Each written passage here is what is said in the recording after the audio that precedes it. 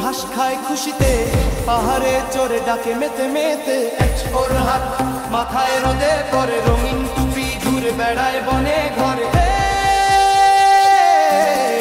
ওর বিষ চলে লাফায় দিন দিয়ে সাঁতরে দূরে